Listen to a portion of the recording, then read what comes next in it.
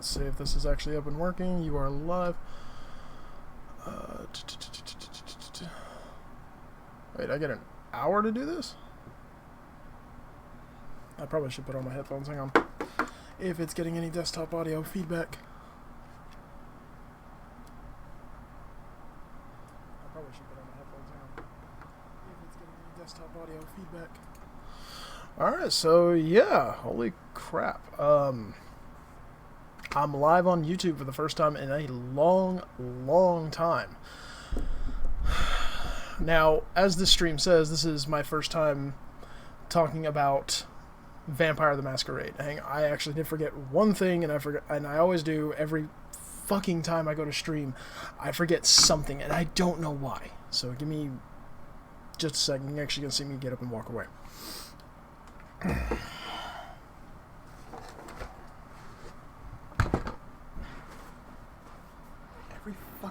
Every single fucking time, I always forget something. I never have it all on the first go. 3 fucking years, and I always forget something. Alrighty.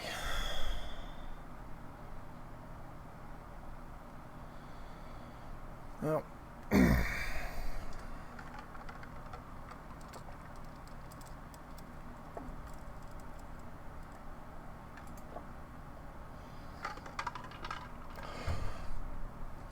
Didn't realize it looked so dark on that screen. Hang on. Oh, too bright, too much. I'm still adjusting. I haven't used this YouTube setup in quite a long time. For 2 reasons. One, because primarily I utilize Twitch now, and my friends have all been converting over to YouTube, so I figured, okay, I'll go ahead and do this. Since Twitch, I'm not sure if I can do just a basic talk, but I'm going to do this. Alright, seems like the light's working just fine. But as the stream states, this is my first ever experience with Vampire the Masquerade, the tabletop game. In all my time gaming, I've never actually played a tabletop game. And I'm being straightforward and honest with that, due to the fact that it was just something I never could play.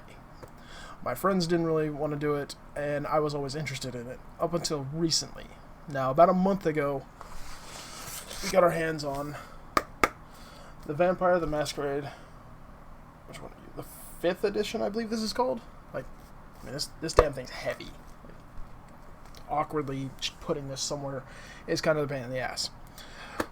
We're literally just about 3 nights into this, out of a 10-night game. I've been having a blast.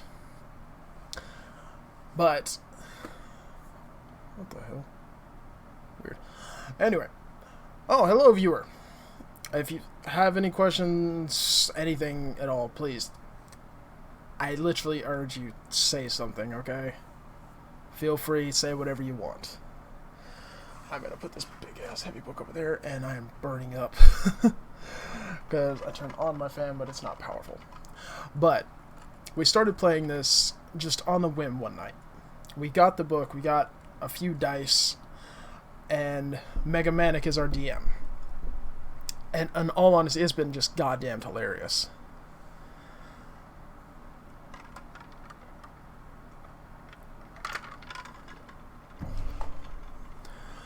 And with that, I'm going to kind of go into the details of the first night, because it was just funny as shit.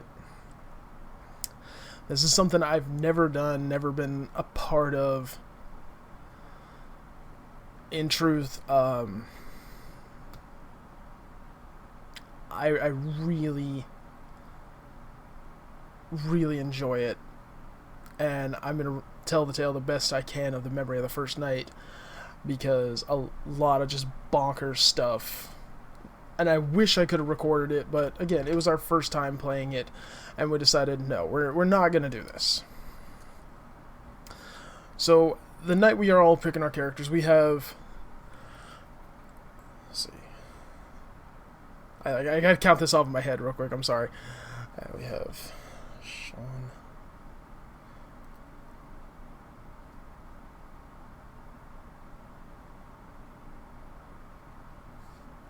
So there's about 6 of us in total. And since I'm really bad with names, I'm gonna butcher, and I mean fucking butcher, my party's names. But what we're gonna try and do. So, okay, I'm gonna have to get up and pause this for a split second to turn that fan on to me because you guys can't see it too well, but I'm fucking sweating.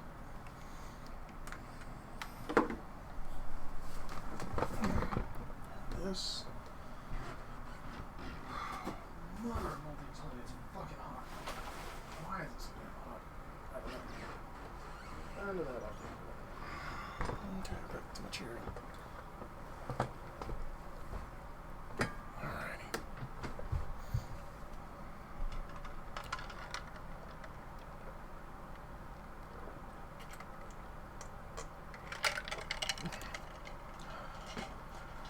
I'm actually really going through my water. I don't know why I have the headphones on. I guess that's old habits. I mean, there's no desktop audio going on right now. But I'm going to go through this tale. So, the setting for the game is in the 90s. It's... Mega Man pretty much set the year. God damn, like, this video is way out of my normal zone. I'm so used to playing an actual video game and not doing dialogue for it myself. So I'm sorry if I'm screwing this up, if I'm sorry if I'm messing this up a lot. Like, it's wickedly far out of my usual tone. So Mega Man actually set up the location, the year, and said this is what we're allowed to use. He gave us 8th to 9th generation no vampires to play as. Now, the other players, I'm going to be referring to their names as best I can. As you guys know, I'm horrible with names, and I really am. Like, I've never been good at names, no matter what I do. My character is a Malkavian. His name is Leon. He's a little bit fucked up. Like, we're talking, all of this is bashed in. He's missing an eye. There's scar tissue going all around his ear. He's been through some hell. He's also out of his mind, hearing about 40 voices in his head every single moment of his life. Now, I'm probably going to mispronounce. Dawn is a gangrel. Now, it's like Dawn Star, Dawn Spark, something along those lines. I'm not 100%, and I can't pull the papers out of the book because that'll fuck up everything. Like, normally I'd have all this stuff, but again, this is something way out of my usual tone, so I'm trying this. But oh, I'm cracking my neck. Hang on. Dawn is a gangrel. He looks mostly human, kind of more rugged clothing, a bit more torn up. Lives on his own, lives in the nature area. He's a former soldier type. You know, kind of, we jokingly call him the hippie soldier because of the gangrel in him and the World War II veteran in him. See, all of our vampires are roughly about 50, 60 years old. Not old, not very old, but they've been around. Isabella is a little bit different. Isabella is our Giovanni.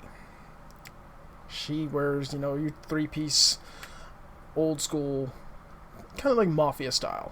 She's very proper, but has her tones. Has, like, you know, I'm gonna kill you a lot. Or this playful business tone saying, you know, maybe we can make a deal. I keep shifting over here because my usual setup I set this particular... Okay, this is much better. I set this one up to be a bit different. My usual setup, I'm actually wickedly far over here. But because this is a different setup, different tone, different everything, I wanted to do something different. Now, here's the name I can't do for the life of me. I've said it 6 times, and I still butcher it. Shabana. I almost said She-Banana. I really do. Like, I screw up that name a lot. Shabana is a Assamite. She's also an exotic dancer and an assassin. She is basically Isabella's wet work. Basically her dancer, but also her executioner. If Isabella needs somebody to disappear, she usually has Shabana do it. You know, slimming. The easiest way to describe her, she essentially just wears more revealing clothing. Because she is a dancer. She's very proud of this. Then we have Jim. Jim is a Bruja who essentially... he makes the joke that he put his head in a weed whacker. Jim is a Bruja, and as you guys may or may not know, and I just learned this, Brujas are like bikers. He doesn't wear anything related to bike. He works around in a farmer's attire. He wears a plaid sleeveless shirt. I mean, he's a big guy, but he's wearing a plaid sleeveless shirt. Not what you expect your occasional Bruja. And then we have our final member. Now, his character was built for play with, and when the actual guy is... Okay, so playing when the guy is actually present, and without him being present. So his character can be played by the DM if need be. Because setting these things up, some of these people live across town. So getting there isn't exactly easy. So for the first night, he doesn't have a big involvement. But I'm going to tell you it for the sake of it anyway. He is a Nosferatu. And we're talking, if you've seen The Walking Dead, he looks like a walker. He is very screwed up, like rotten to the core screwed up. He rolled a 1 for his humanity. He's a corpse. His name is Hellgrave. He's pretty much the most powerful thing in our entire campaign of this story, because he is a 5th generation. He's more powerful than all of us combined. And he really doesn't give 2 fucks about us. Naturally, you'd think none of us would coincide with each other. My character is a drifter who bounces between... His name is Leon, as I've said this already. My character bounces between, Texas, Atlanta, Florida, New York, and London. I'm continuously on the move. He doesn't really get a choice in the matter. If something's screaming loud enough up there, he just does it. But that also makes for some interesting things that I can play with. I can have fun with it. I can give into the crazy man and just roll with it. But started this off. Our DM had us roll to see who the story would actually initiate with. It actually ended up being Dawn. Dawn was just relaxing, literally stating he was under a bridge, relaxing for the night, and comes across a admissions ticket for the Gold Club in Savannah, Georgia, in the year of 1997. Now, he figures, screw it. He's never been, he's got a free pass, he doesn't even have to pay the cover. He starts heading that way and encounters Jim immediately. And we can make the... I truly wish I had the footage from it. Like, I wish I had recorded something to put in the background. Because it was funny as hell. Like, it was funny, it was awkward. Jim pretty much instantly is like, what the hell are you doing here? Why are you here? I don't care if you have a pass to be here. It ain't happening. Well, Isabella walks out, sees that he's got the golden ticket, thumps Jim on the head and says, he's got a pass, just keep your eyes on him. As they're walking around, Dawn's checking out the bar, checking out the club, Shabana's up on stage, Jim is... The easiest way to explain Jim thinks he's invincible. He has a bit of an invincibility ego. He thinks he's the absolute strongest motherfucker there. We'll come back to that. We are going to come back to that several times. My character, Leon, is playing pool by himself when all of a sudden it just pops in his brain that I need to shatter this pool cue. Don't really get an option, don't really get a say in the matter. I just start swinging for the fences against a pool table with a pool cue. Jim pretty much runs over, picks me up with one arm, and damn near causes my character to piss himself. Yeah, that actually was like... I wasn't allowed to say anything for almost 3 turns. So I'm giving the bare basic breakdowns of the beginning to this. It's just fucking ridiculous at how well this was really played. So I will try and get some footage of one of these. And I'll do my best to label it. But moving on. Now 2 more Brujah have entered the bar. They say they're looking for a Malkavian. I'm a Malkavian. I'm also now tied to a chair in the upper office. Well, Shabana and Isabella decide to confront these 2 Brujah in one of the funniest and dumbest things they could have come up with. Because at the time, they thought it was going to work. Because our DM, he's really quick. Megamatic as a DM is really quick. He is really clever, and it's just funny as hell. Shabana decides to transform into Isabella's dad. Basically, we just call him Giovanni or boss. This partially works. She is now Giovanni in an exotic dancer's outfit. Yeah, that became awkward really fast amongst our group. And she tries to remove these 2 Brujah's firearms. It doesn't work. Pretty much everybody looks up in the corner and sees the real Giovanni pull out his finger, just going. So now the 2 Brujah, Dawn, Isabella, Shabana, Jim, myself, who's already been in the office tied to a damn chair, are just like, okay, who is dying already in the first 5 minutes of our massive, massive campaign? Because this is going to get really awkward really fast.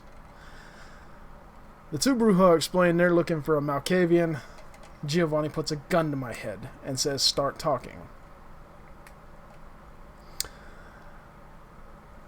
Now, real quick, I've been told my character is insane.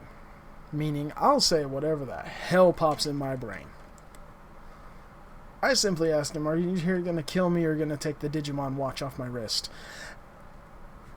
And everybody is looking at me. Oh god, it's like I really wish I had footage of this stuff, because if you've ever seen one of these games, they're fucking hilarious.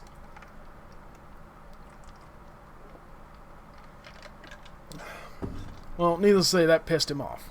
He cocks the pistol, and Isabella pretty much says, what is wrong with you? And I go, I can't help it, but my brain is an AM/FM radio some days.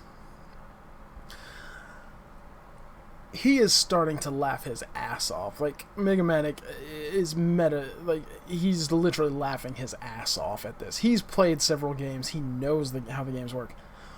We are a ragtag bag of idiots. All of us. Because we have no idea what the hell we're supposed to do. Well, tells me to start spilling on some graveyards in the local area and why I'm actually there. They don't bother to actually seat me in the car. Jim throws me in the trunk. Puts everybody else in the car, and we decide to drive off to one of Savannah's many graves. Again, they're still talking. I'm just trying to poke my head out through the armrest.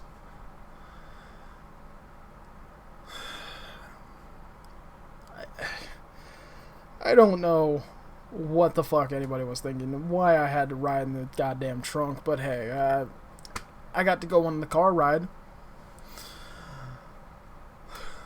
As we pull up onto this graveyard, we notice it's locked, and me and Dawn pretty much spot a tree and hike over this thing. Like, we climb up and jump up. I fall on my ass. He clears it. Jim grabs Isabella, grabs Siobhan, and throws them over it. I mean, we're okay. I'm gonna use my little mic boom here. He hurls their asses over it. It's not graceful landing, but not enough to hurt you. He just whoosh, don't even think about it. They don't even have time to react. Now Jim's stuck across this, so. But we're feeling uneasy the entire time. Something is causing us to kind of be like, okay, we shouldn't fucking be here. This is bad. We need to get the hell out of here. Something really powerful is here. But as we go on and on about this, Jim decides to say, hey, there's a parked car. Maybe I can toss this at the damn gate. And yes, I said toss the car at the fucking gate. Well, as he goes to grab this car, he has to roll because of the fear. He gets 2 wheels up and doesn't have the composure to say, okay, I cannot do this. He just drops it. Pissed off, he raises both hands, bashes the trunk open. And what I'm about to say, we can't even make up. Like, I can't make this part up. It is a flamethrower with 75% of its fuel, a silver stake launcher with 6 stakes, and a white phosphorus grenade. This man just became, Christmas. He got epic loot in the first 20 minutes. Well, the only other person who has a weapon is Isabella. She has a pistol. A simple 9mm pistol.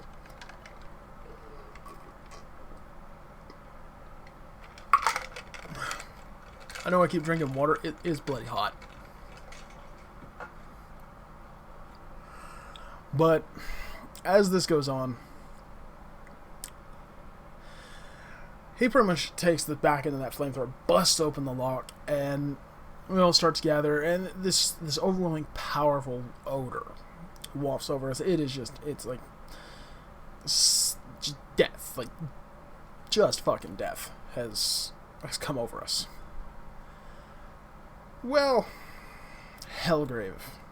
We are in his cemetery, his territory, and needless to say, he can turn us to paste on the wall with just a swing. It ain't gonna be pretty. Now, as we're starting, he pretty much says, you people come with me now because I'm pissed, annoyed, and you're making noise. He pretty much leads us down into an old school crypt. We're going underground, and he grabs me by the forehead and literally starts reading all 40 voices in my character's head.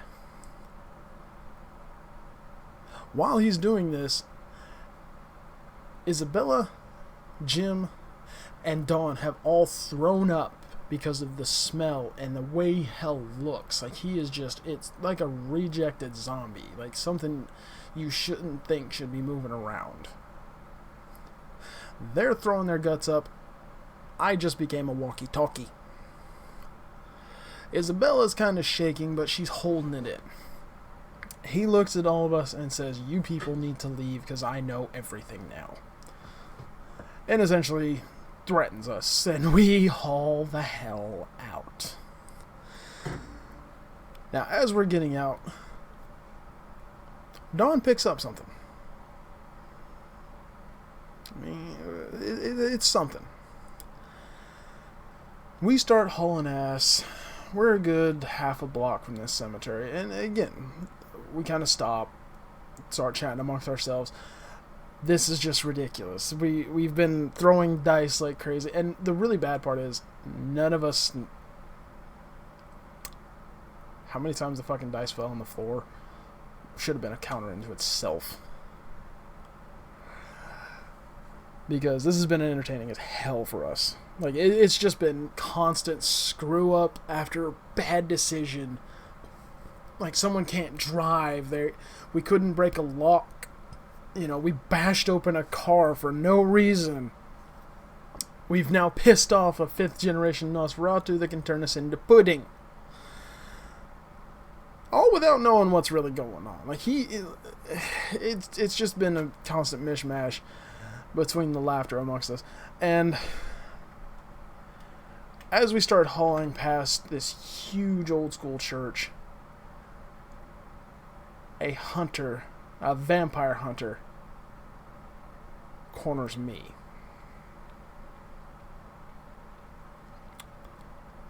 Well, I got nothing. I literally have my fists. I have no weapons. Isabella starts to turn around, and Jim just says, fuck it. He throws out his strength. He rolls this thing out. And what I'm about to say, I'm going to be saying this twice during this story, just twice. We couldn't believe what happened. He threw out all his dice and perfect critted them. Meaning when he went from 0 to 60 with a clotheslined arm out and essentially hit this hunter so hard, his neck broke in a single shot. He never knew what hit him.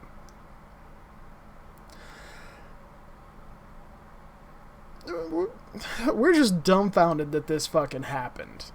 Like, okay, we were getting set up. This was going to be our first battle in a tabletop game, and Jim ended it. Ended it before it began. That poor little hunter never stood a chance. It's so goddamn ridiculous. Because our DM is just like, I got nothing. You know, he only had like 9 points of health. And when you crit not once, but 3 times in a row, and you're maxed out in your strength, he did almost 50 damage. Like, it was something that couldn't be recreated. Like, he jokingly tossed him again to see if he could, get a similar roll. He did it 3 times, because we were all so dumbstruck at this had happened. Couldn't make that part up. Now, we start going through the guy, and Don rips the coat off. Like, he wants this jacket. He throws it on, realizes this is much better than what I got. It's a nice, big, thick leather coat. I can walk around. I can be a little bit more normal. Because Don is a gangrel. He's got animalistic eyes and just he gives off an animal's presence, more so than a human's. At least with this coat, he can pass. I find a little bottle of preserved blood. I don't know really what this is. And then we find assassin's weapons. Like, okay, why is he carrying a pocket watch with razor blades? He's just carrying stuff that someone like this shouldn't have. We found out after checking him over, he was a low level, but he was carrying some pretty high end equipment. So what do we do with the body? Yeah, we're not exactly the brightest stars in the universe. We tossed him in a bush. Not a dumpster. Not in the back of his own car. Just grabbed his arms, lobbed him in the bushes. Left him there and walked away. That amazingly never came back to bite us so far. I don't know. Like, it's been one interesting thing so far. As we start walking, we're still kind of chatting, saying, that just, bloody happened. I'm petrified. Jim takes a guy's head off, and, well, Don got a new coat. We come up on a Brewhaw club. Jim thinking, hey, these are my people.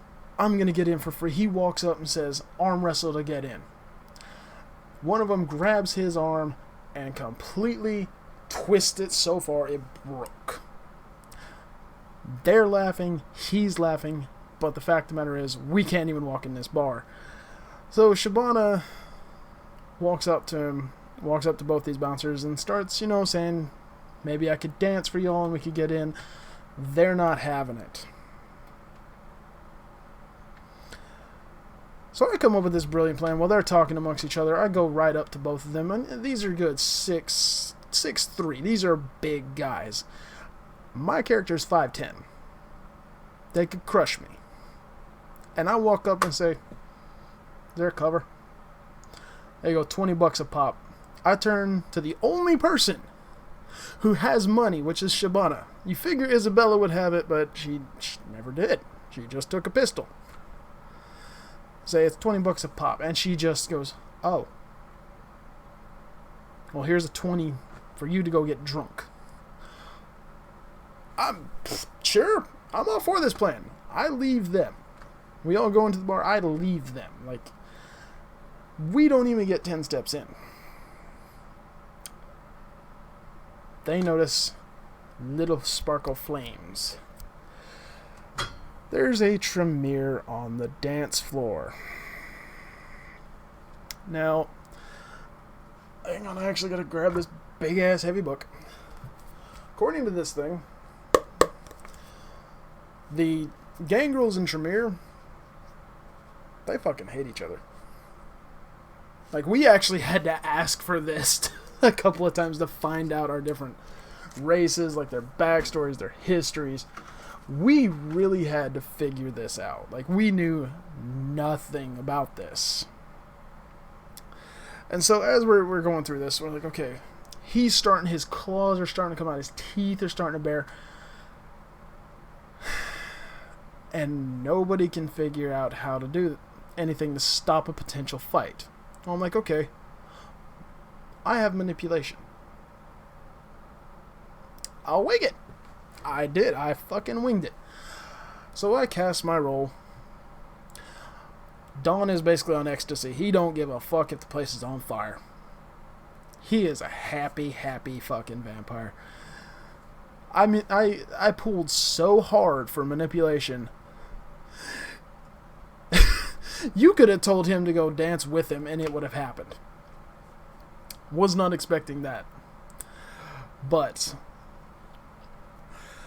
I go off again. I walk off saying, I want my beer. My character is thirsty as shit. They go up to the upper stairs.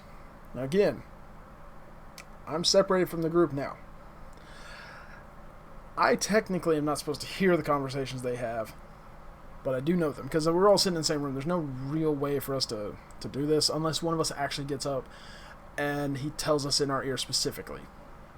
This does happen occasionally when one of us investigates or one of us really pulls a good role for this.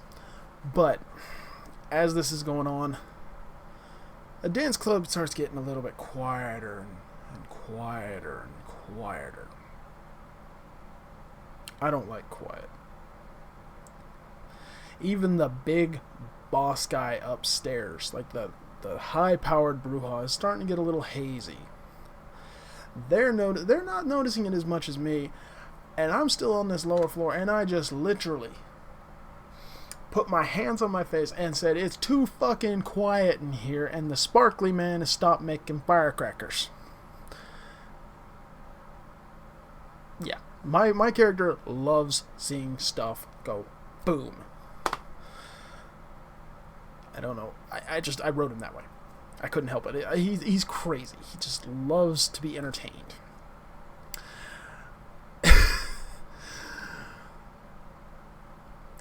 Still, to this moment, like, this was the prime fucking moment. Like, this made us really laugh our asses off to the point where we actually had to stop for 15 minutes, get drinks of water, just laughing, dying hard at what we're having next. This Tremere has slowly started to walk towards me. His eyes are glowing. He has got the whole place just kind of lucid and in his trance and in his gaze. But he wants me. I don't know why. I'm annoyed that the show has stopped. The poofs of fire are over and I can't get a second drink. I'm a bit annoyed. Jim tells Dawn to put his arms up in the air. Like, reach for the skies. He then grabs Dawn and hurls him like a human javelin as hard as he can. And this is that moment that I said we couldn't believe it happened again. Not one, not two, not three, but 4 crits. Dawn comes flying in, hits that damn thing in the head, and cleaves it clean off.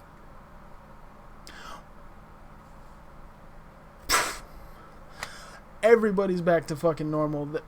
Don stands up. He's holding the Tremere in his head, and I stand up on the bar saying, "That man became a blood fountain. Do it again." The bar is just screaming and just like cheering and roaring. And we had to end it there. We had to end that night there because, again, we took 15 minutes to collect ourselves. It was like 4:30 in the morning. But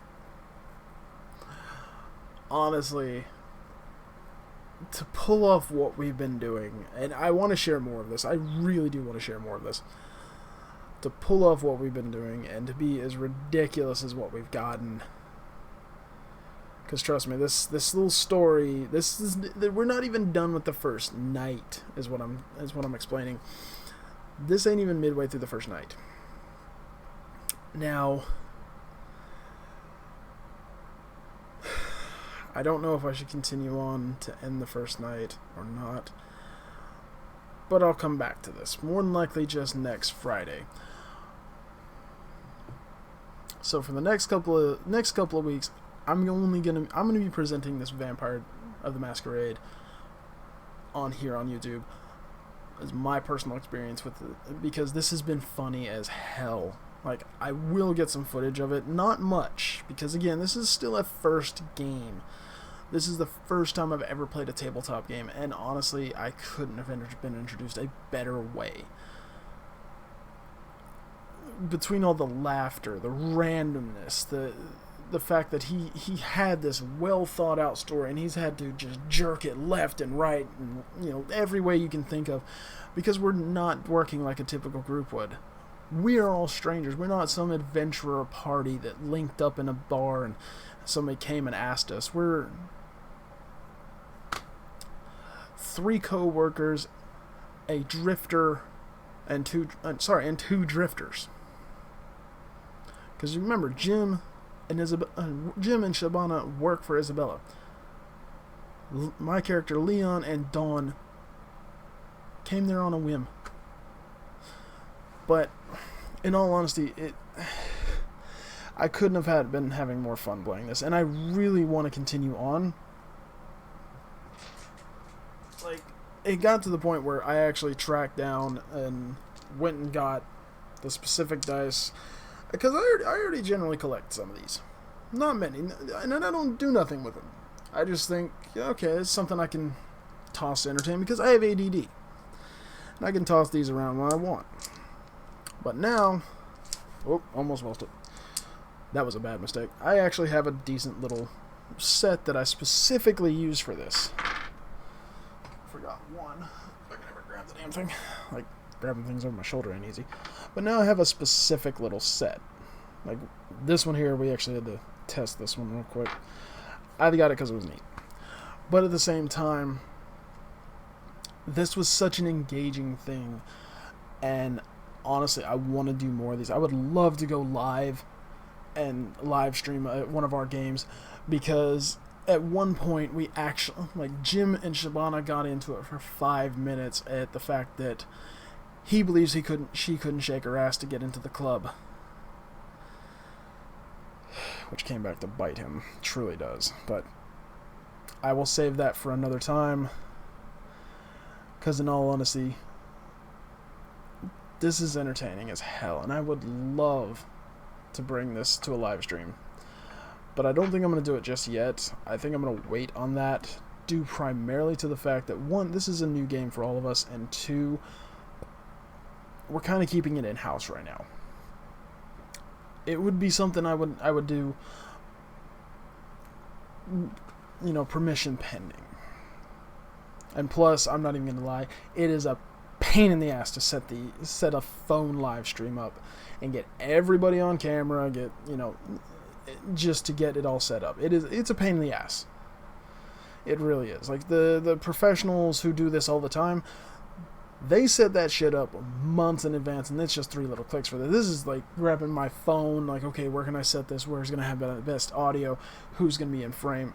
That's why my one night with a werewolf was such an awkward thing. Like, I did it twice on camera. We've played the game dozens of times, but the focuser keeps like, okay, I'm here, I'm here, I'm here, I'm here, I'm here. Can't help it. It's a cell phone. It's gonna try and get the best image. But at the same time, they're so much fun. So, tabletop games, for my very first experience, I really can't wait to go back and play some more. Like, he apparently has new campaigns that we're going to be running, and they're not with our characters. We're going to have to completely make new characters for these other campaigns. He may have one that takes place later on, but for right now, we're kind of in the 1990s, and it looks like we're going backwards in time. But remember, I've only turned the first half the first night out of a 10-night campaign, and we did shit in night 2 and 3 that we weren't supposed to. Like, we really weren't supposed to, because of the fact we keep...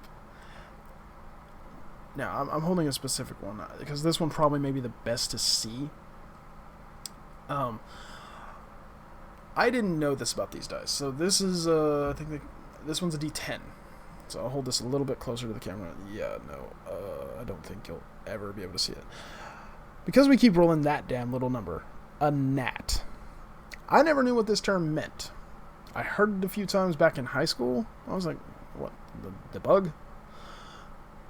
And amazingly, our DM has rolled botches. A lot of them. So shit has been going our way up until the more recent nights when he changed his dice. He was like, okay, things have been too lenient on us. And we almost bought the farm. And all the cows with it. But, like I said, this was my personal first experience, and I thought I would share it live. And I'm probably going to change up how this looks, like, and all that. But I will say, for my first experience with a tabletop RPG, God, this has been a blast. And I don't want to stop. Like, I actually want to do more. Because I play a lot of games. I've played RPGs, I've played, dungeon crawlers, open world sandboxes, you name it. And this has been one of the more involved ones. Like personally involved ones. You had to create everything. And I really don't want to stop playing this. Like, I actually want to find more people to either come join us or we go join them in our areas. But it's kind of hard. So I might keep on the lookout for a couple places. But that being said, I hope you guys enjoyed me telling my first experiences with a tabletop RPG. Hope you guys enjoyed it. And if you want to see more, I'll be back on Friday. I'll be back next Friday. Because 1, it is bloody hot in here, and 2, I'm almost out of water. And I can't talk straight for more than an hour or so at a time. So, hope you guys enjoyed it. You guys take it easy. Have a good one. And I will see you guys next Friday.